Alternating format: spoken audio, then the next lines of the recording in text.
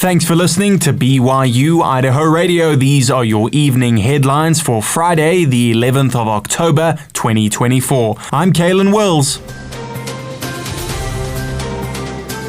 If you get an email from the city of Idaho Falls, make sure it is actually from the city. Recently, people have reported being contacted via email by scammers posing as city officials. This person or group of people are also posing as community development services staff. Eric Grossoth, the public information officer for Idaho Falls, says there are some key things to look out for if you get one of these suspicious-looking emails. So this, I guess, applies any time over the internet. We aren't going to request a wire transfer.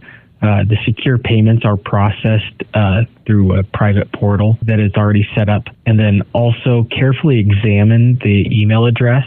Scammers actually use slight differences to trick you. If you do look closely, though, you will notice some differences.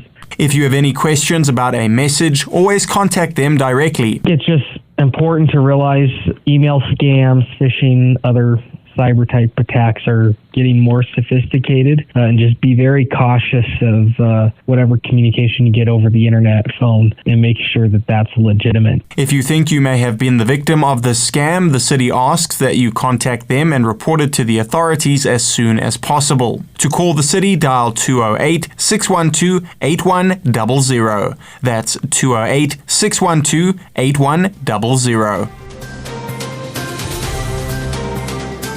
Saturday is for the dogs. Local News 8 reports that the Pocatello Animal Shelter and Phil Meader Subaru are joining forces for the 6th annual Make a Dog's Day event. At the event, the animal shelter will feature adoptable pets, with Subaru pitching in to cover the adoption costs. Through the rest of the month, the company has gifted the animal shelter with $6,000, which will go toward adoption fees until the money runs out. It's happening tomorrow from 10 a.m. till 2 p.m. at the Pocatello Animal Shelter.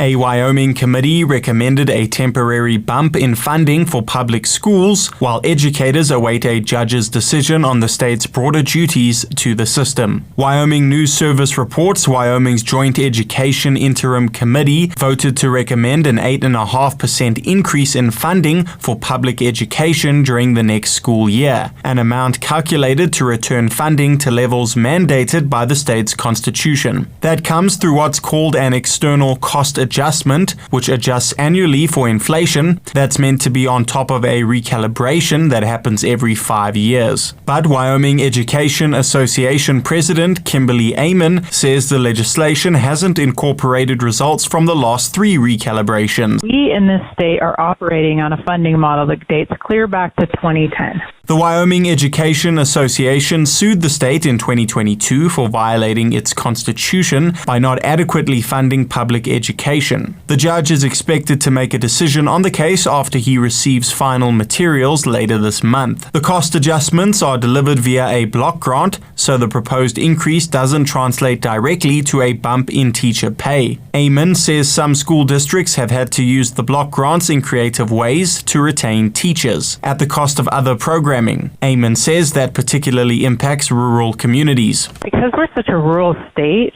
we have so many small communities where the school is the center of that community. Wyoming educators used to have a strong pay advantage over other teachers in neighboring states, but according to a report prepared for the committee, Wyoming's advantage has fallen by half since 2018.